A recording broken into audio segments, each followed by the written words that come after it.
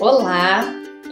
Hoje nós vamos fazer uma conversa de crianças que apresentam um transtorno do espectro autista, que vivem e demonstram gestos e uma maneira de se comportar tão estranha para nós. Mas que se a gente se aproximar e puder olhá-las a partir da perspectiva delas, antes de querer trazê-las para o nosso lugar, talvez elas possam nos ajudar a rever e a aprender novas coisas ou reaprender. E para falar disso, eu convidei a Lívia Leme. Ela é mãe do André e tem uma vivência única e especial com ele, e é pedagoga, educadora, o que eu acho que amplia o olhar dela sobre essa vivência com ele. Então, ela está aqui para conversar com a gente. Agradeço imensamente ela ter aceitado esse chamado. Oi, Bruna, tudo bem? Agradeço muito o convite para poder falar sobre um tema tão candente, tão importante nos dias atuais, por conta da quantidade de crianças diagnosticadas com transtorno do espectro autista, não é? Hoje o André tem 4 anos já, né? E eu tenho contato com ele pelas vindas dele no Lá Vou Eu, ele vem para brincar. E assim, eu propus para a Lívia essa conversa porque em muitos momentos, eu fiquei muito tocada pelo lugar, como ele se relaciona com o espaço, com as outras crianças, assim, né? Então, de repente, ele fica um tempo na rede, e aí, como todos nós, né, diante de uma rede, se delicia, vai procurando sensações, mas quando você vai olhar, ele está deitado de ponta cabeça, se balançando e olhando o mundo ao contrário, em movimento. E ele faz isso rotineiramente. Em casa, assistindo TV de cabeça para baixo e vendo o mundo ao contrário. Tá na cama, tá de cabeça para baixo, vendo o mundo ao contrário. Então, essa satisfaz muito as vontades dele, né? Então, e aí isso me coloca... Quando eu vejo, né, a criança fazendo isso, eu penso como ela está pronta para experimentar vários pontos de vista sobre alguma coisa. Né? Enquanto que a gente, para mim, é uma provocação mesmo, né? Eu penso, eu nunca vi esse quintal de ponta cabeça. Quando eu olho para isso, eu penso, nossa, por que eu nunca olhei desse jeito, né? E aí, de ponta cabeça, é muito legal. Lógico que eu deitei depois. Mas aí a perspectiva das árvores até aumenta, sabe? Porque você está olhando elas por baixo. Então, você vê menos céu e mais folhas, assim. É bem interessante a experiência. Ou, de repente, num outro momento, ele está no balanço e aí ele está debruçado no balanço e observando o movimento dos pés, balançando bem devagar, se balançando, e ele vai sentindo os pés movimentando a terra embaixo e olhando para o desenho que ele faz. E aí, de repente, ele está se movimentando, mas ao mesmo tempo está desenhando e está sentindo aquilo. Então, parece uma relação diferente com a realidade, né? Uma mediação diferente, tanto da nossa, quanto da própria criança. O fato, talvez, da linguagem fluir diretamente, ela já propõe uma certa lógica de relação. E quando talvez você não tenha essa lógica a princípio, você pode experimentar outros caminhos, assim. Então, é sempre um novo olhar, né? Uma possibilidade diferente, assim.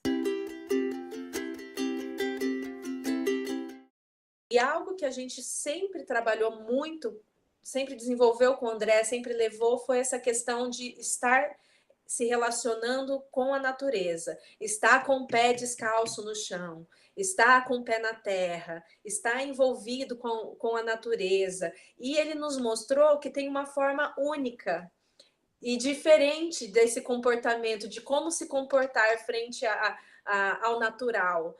E quando eu vejo o André hoje, eu vejo o quanto eu aprendi, o quanto eu tive que fazer essa volta para aquele ser natural que eu sou, para entendê-lo hoje. Então, isso é um exercício constante, porque a gente é criado na tecnologia, a gente é criado nas mídias sociais, tanto que nós estamos usando hoje as mídias sociais até para estabelecer esse diálogo, estabelecer essa conversa, e ele me ensinou o contrário. Ele me ensinou que o essencial, de fato, é esse olhar para o nosso ser natural. Quando a gente tomou essa postura com o André, de respeitá-lo nesse jeito dele, nessa forma dele olhar o mundo, nessa ótica que ele tem diferente, nós conseguimos bons resultados com ele.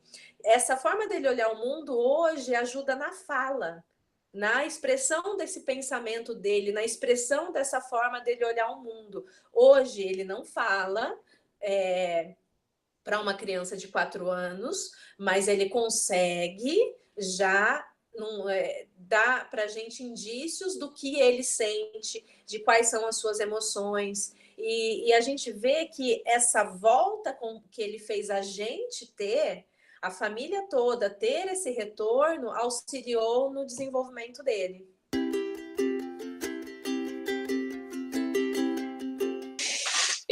Isso é muito forte para mim, essa sua fala, assim, né? Pensar que hoje existe, e não estou traçando nenhuma, atestando nenhuma causa de nada, mas é interessante você pensar o crescente número de diagnósticos, né, de crianças que se enquadrem dentro desse espectro autista, que pode ser em N configurações, né? Ele não tem uma única maneira de se apresentar, mas pensando justamente como hoje o contraponto em relação à presença grande da tecnologia, mas que não é um problema ter a tecnologia, mas parece que é um tipo de presença diferente que a gente vai se relacionando entre um e outro, né? Se relacionando com a própria criança, assim, né? É uma presença sem presença, talvez, né?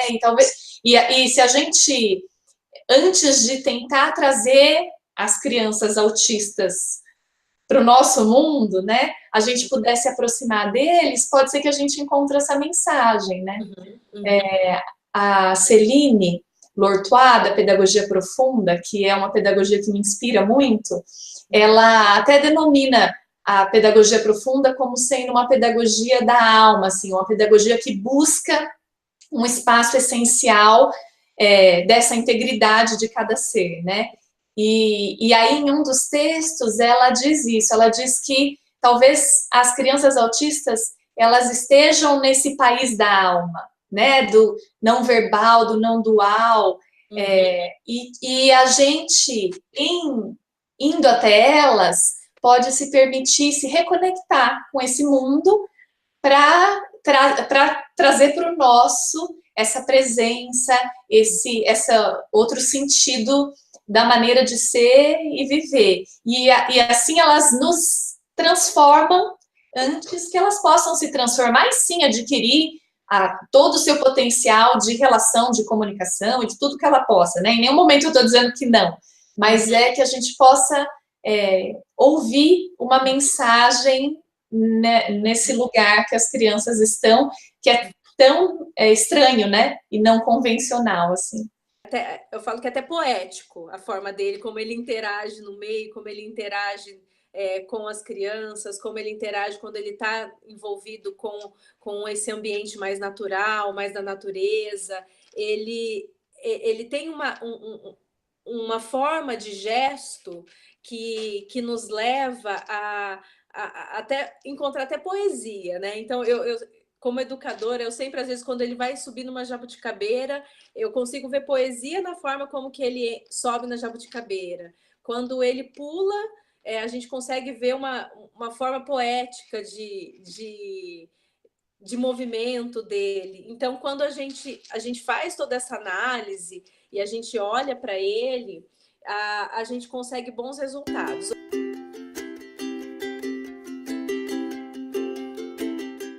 A gente recebeu o diagnóstico dele, uma psicóloga nos chamou, fez uma reunião com a gente, comigo, com o Matheus, que é meu marido, e falou assim: olha, o seu filho é autista, ponto. E ela viu que a gente não teve uma reação assim de choro, uma reação de esbravejar, uma reação de negativa. A gente ficou quieto, um olhou para o outro e falou, tá, tudo bem. E o que que a gente vai fazer agora, né? Aí ela falou, não, agora vai todo mundo para terapia. Você vai fazer terapia, o seu marido vai fazer terapia, o seu filho vai fazer terapia, todo mundo vai para terapia. Então, como ela passou isso para a gente foi para terapia. A gente recebeu alta no primeiro dia da terapia. Por quê? Porque a gente já aceitou a condição. Aqui a gente foi chamado. Falo que a gente tem o privilégio de aprender novas formas, de olhar hoje o mundo, porque o André nasceu. Hoje a gente consegue ter essa reflexão do mundo, essa reflexão com as crianças, não só com o transtorno, ou as outras crianças, fazer essa leitura, porque a gente aprendeu isso com o André, aprendeu isso vivendo, vivenciando. Então, o fato da gente ter ido para a terapia e ter tido alta no primeiro dia, foi o fato de que a gente olhou para o nosso filho, ele é assim, ele é, o que que a gente vai fazer para melhorar? O que que a gente vai fazer para que ele seja feliz? Para que ele se sinta bem. Agora, eu confesso uma coisa para você, que é algo que a gente sempre conversa muito aqui em casa, que não é a gente, não é a nossa família que a gente às vezes tem receio, mas é o mundo lá fora.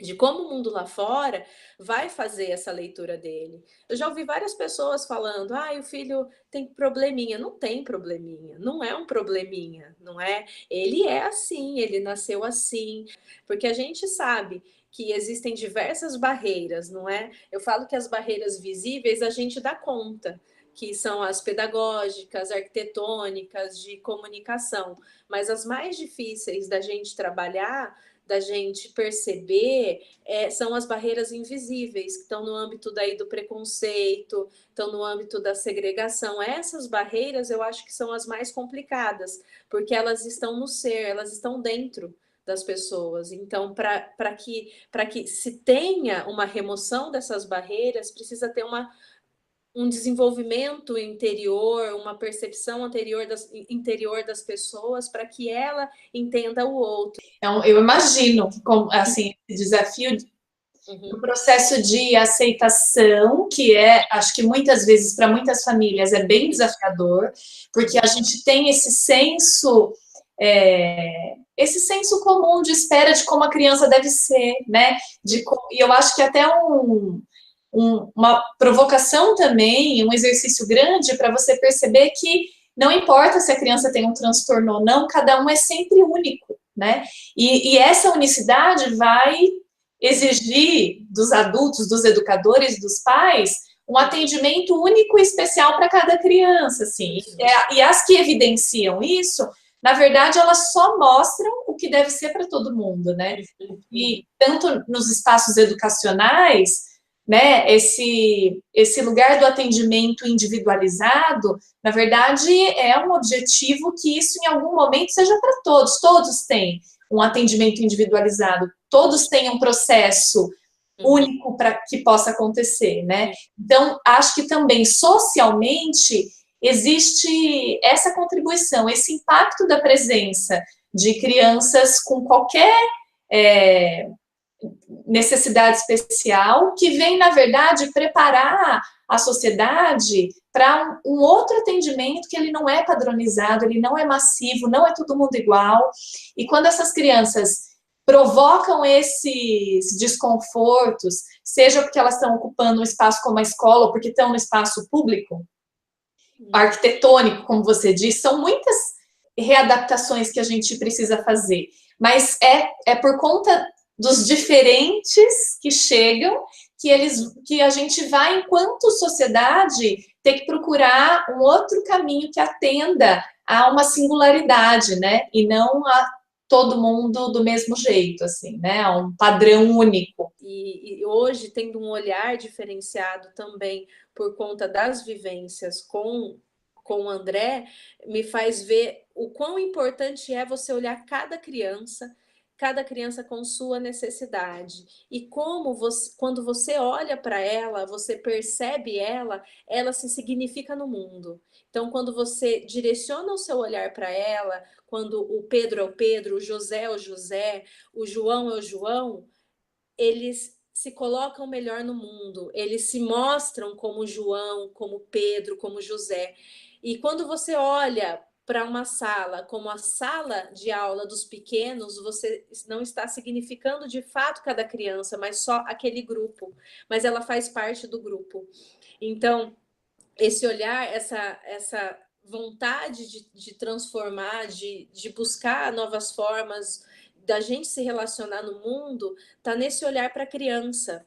Quando você significa para ela de que ela é importante, de que ela pode, de que ela é capaz e de que ela pode ser lá no futuro um agente que transforme a realidade de outros que virão, isso eu vejo como um desafio muito grande, como educadora, como mãe. Agradeço muito você compartilhar o seu olhar, né, e a sua vivência como mãe e como educadora, e que a gente possa repensar e aceitar essa provocação, esse convite para uma vivência poética, como você disse, né, singular, na presença de cada um, e que possa nos transformar o olhar, o gesto, o movimento, a relação, a reconexão com o natural, né, onde a gente vem.